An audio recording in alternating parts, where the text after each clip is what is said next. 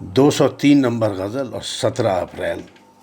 یہ تھوڑا سا جو شعر ہے اس سے ہم ایسے علاقوں میں چلے جائیں گے جو تھوڑا سا متنازع شاید اس سینس میں کہ تھوڑے سے ٹیبوز بروچ ہوں گے، جس کو جوش صاحب میں پیرافریز کروں گا، مجھے یاد نہیں، یاد ہو کہ بارات میں کہتے تھے نا کہ میرے ہم وطن یا کیا کہتے تھے کہ ان کی نازک حساس ہے، نازک ہے ان کے حسیات، وہ ان کو گزند پہنچتی ہے میری گفتگو سے لیکن یہ میر صاحب تو ان کے بھی بابے ہیں نا، تو یہ شعر جو ہے اور بھی ان کے اس طرح کے ہیں، لیکن یہ شعر وہاں پہ پہنچتے ہیں۔ اور اس کی خاص بات اس شعر کی جو میں ذکر کر رہا ہوں وہ یہ ہے کہ اس کو جس طرح سے فاروقی صاحب نے جس کا ایکسیجیسس کیا ہے، اس سے ہمیں اور اشعار کو بھی دیکھنے کی راہیں کھلتی ہیں، جتنی باریک بینی سے اس کو کیا ہے۔ ویسے تو وہ کرتے ہی ہیں جیسے انہوں نے کیا، اس کی میں بعد میں بات کروں گا، پہلے میں خود اس کے بارے میں تھوڑی سی گفتگو کروں، ذرا سی بات کروں گا 2-4 منٹ کہ کیا یعنی کس چیز کو یہ ٹچ کر رہا ہے اور کتنی اس کی ہسٹری کیا ہے۔ تو وہ شعر ہے اس غزل کا، ایک اور بھی شعر بہت عمدہ ہے، وہ بھی پڑھوں گا صحیح۔ وہ شعر ہے کہ اس پہ گفتگو نہیں کروں گا لیکن پڑھوں گا کیونکہ شعر اتنا عمدہ ہے۔ شوریدہ سر رکھا ہے جب سے اس آستاں پر، میرا دماغ تب سے ہے ہفت آسماں پر۔ فاروقی صاحب نے تو اس کو ڈسمس کر دیا کہ مطلب برائے بیت ہے، لیکن ہمیں تو بہت پسند آیا کہ شوریدہ سر، میرا جو خراب ہو رہا تھا دماغ یہ وہ، اور میں نے جب اس کے آستاں پہ رکھ دیا تو ہفت آسماں جو ہیں وہ ریریفائڈ سپیسز ہیں، پیس کی، کام کی، تو بڑا فرق ہے، تو ہمیں تو اچھا لگا۔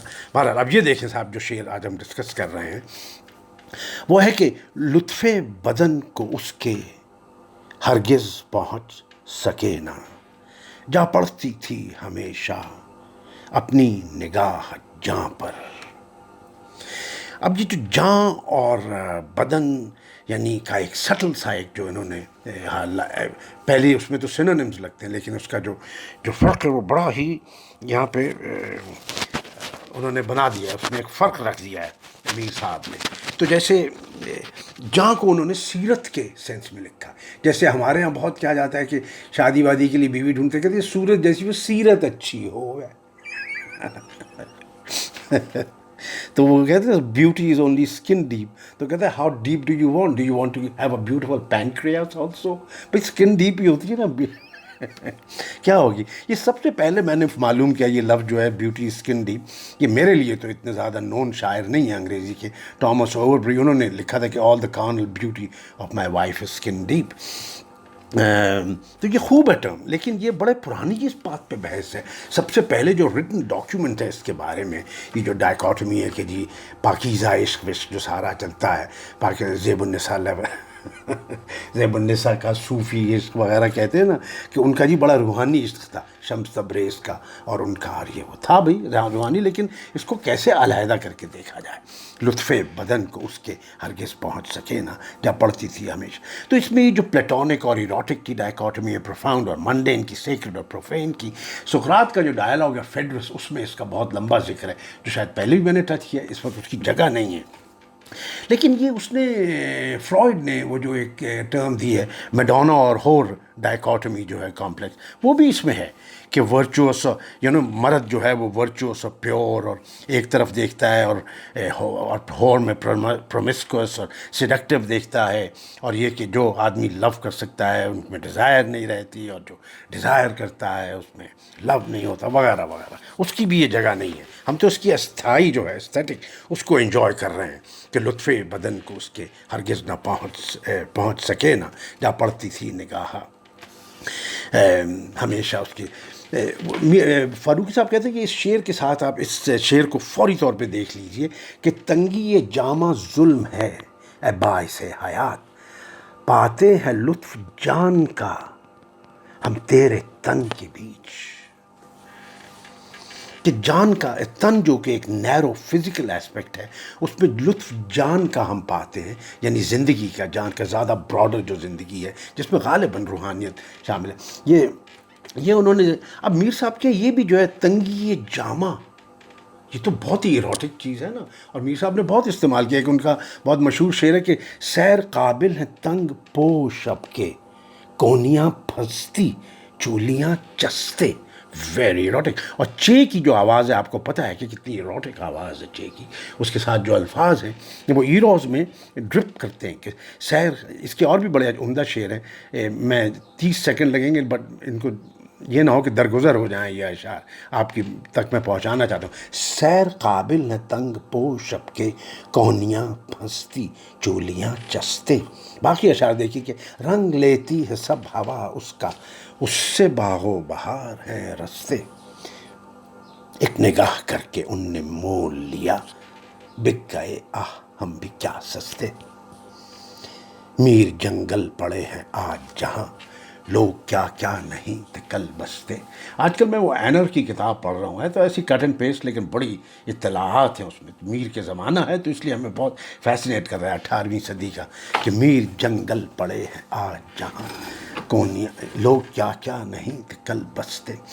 چلیے صاحب اس پہ آتے ہیں. کیا ہے کہتے ہیں کہ فاروقی صاحب دیکھیے اصلی کام ان کا ہے. یہ سن لیجئے کمال ہے ایجوکیشن ہے یہ. کہتے ہیں میر صاحب کہ جہاں بدن میں جان کا لطف ہونے کے مضمون پر بحث ہے اس شعر کا ابہام قابل داد ہے.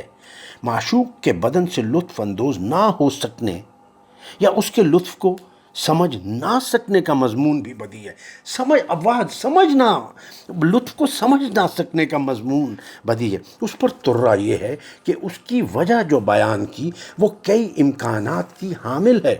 ایک تو یہ کہ اس کے پہلے کہ ہم اس کے بدن کا لطف اٹھاتے ہم اس کی جان یعنی اس کی شخصیت یا اس کی روح کی پاکیزگی کی طرف متوجہ ہو جاتے تھے. یعنی اس کا بدن جس قدر دلکش تھا اس سے زیادہ اس کی روح خوبصورت تھی.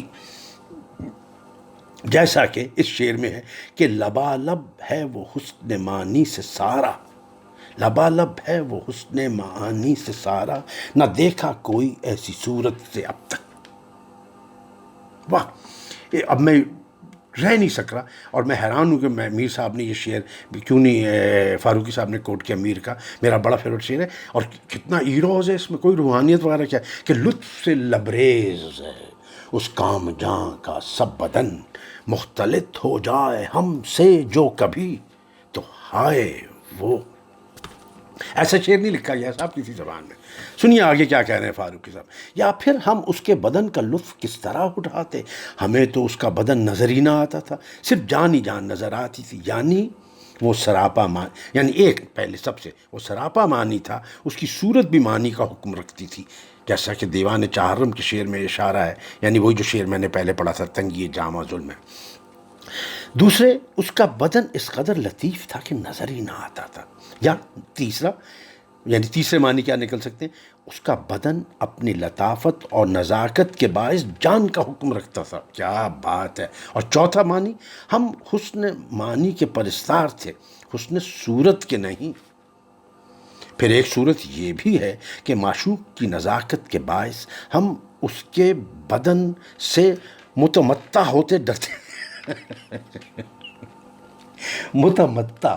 واہ کیا لفظ ہے اور متروک کیوں گا. میں حیران ہوں. میں نے اس کے معنی دیکھے. اس کے معنی ہے فائدہ اٹھانا. ہم اس کے بدن سے متمتع ہوتے ڈرتے. مستفیض تک تو میں جا سکتا تھا. متمتع بالکل نیا نکلا صاحب لیکن اچھا لفظ اب میں استعمال کیا کروں گا. آپ کسی وقت تشریف لائیے کچھ لے کے آئیے گا تاکہ ہم متمتع ہو سکیں. بدن سے متمتع ہوتے ڈر لگتا تھا کہ ایسا کیا تو اس کی جان پر بن جائے گی. اگر ہم متمتع ہوئے تو اس کی جان پر بن جائے گی. وہ تاب وصل نہ لا سکے گا. لطف بدن کو نہ پہنچ سکنے کا ایک مفہوم یہ ہے کہ ہم اس کے بدن کے لطف کو سمجھ ہی نہ سکے. بھئی کمال بات یہ ہے سمجھ ہی نہ سکے. اور ایک یہ بھی ہے کہ اس کے بدن سے لطف اندوز ہونے کے مرحلے تک پہنچ ہی نہ سکے. وہی فرائڈ والی میر صاحب از پری سیجنگ فرائڈ کہیں گے اگر آپ اسکالرلی پیپر لکھ رہے ہیں. پہلی صورت میں یہ امکان بھی ہے کہ ہمیں یہ معلوم ہی نہ ہو سکا کہ اس کے بدن کا لطف کتنا ہے کیسا ہے اور کس جگہ ہے. دیوان سوئم کا ایک شعر یاد آتا ہے. یہ کہہ رہے ہیں فاروقی صاحب کہ جس جائے سراپا میں نظر جاتی ہے اس کے آتا ہے میرے جی میں یہیں عمر بسر کر. کیا کہنے. واہ واہ واہ. یعنی ہر عضو بدن دل کو کھینچتا ہے لہٰذا کسی بھی عضو بدن کا مکمل احاطہ اس کے لطف کا مکمل تجربہ حاصل نہیں ہو سکتا. غرض کہ جس پہلو سے دیکھیے شعر میں معنی ہی معنی ہے۔ اب غالب اور میر کے بارے میں چلتے ہوئے ایک بات کر رہے ہیں، بہت مزے کی فاروقی صاحب کہتے ہیں غالب کا کمال یہ ہے کہ ان کا شعر بظاہر بھی معنی سے مملو معلوم ہوتا ہے۔ یہ ایک اور لفظ آگے جی، مملو، مملو کا مطلب نکلا بھرا ہوا۔ میرا ایک بھانجا ہے، بھتیجا ہے بہت پیارا، مملی اس کو ہم کہتے ہیں، محمد علی نام ہے مملی، اب اس کو میں مملو بھی کہا کروں گا مملو معلوم ہوتا ہے، یعنی ان کا شعر پڑھتے ہی احساس ہو جاتا ہے اس کی تہہ تک پہنچنے کے لیے غور و فکر کی ضرورت ہے۔ بہت اعلیٰ ڈسٹنکشن ہے۔ میر کا انداز یہ ہے کہ ان کے اکثر شعر اس قدر دھوکے باز ہوتے ہیں، واہ، اور لفظ کتنا اچھا یوز کیا فاروقی صاحب نے شعر کے لیے، دھوکے باز ہوتے ہیں کہ ذرا سی بھی چوک ہو جائے، یعنی قاری کی توجہ میں ذرا سی بھی کمی ہو تو شعر سے سرسری گزر جائے گا، اسے محسوس ہی نہ ہوگا کہ جس شعر سے وہ روا روی میں گزر رہا ہے اس میں معنی کی ایک بہت پوری رنگا رنگ دنیا آباد ہے۔ کوئی شک نہیں صاحب، شعر ایک مرتبہ اور پڑھتا ہوں اور آپ کو خدا حافظ کہتا ہوں کہ لطف بدن کو اس کے ہرگز پہنچ سکے نہ، جا پڑتی تھی نگاہ، جا پڑتی تھی ہمیشہ اپنی نگاہ جہاں پر۔ ہوا ہے ہمارے ساتھ، آپ کے ساتھ بھی ہو تو ذرا سوچئے گا اور مسکرائیے گا اور لوگوں کو سنائیے گا یہ شعر، مجھے بہت مزہ آیا۔ خدا حافظ۔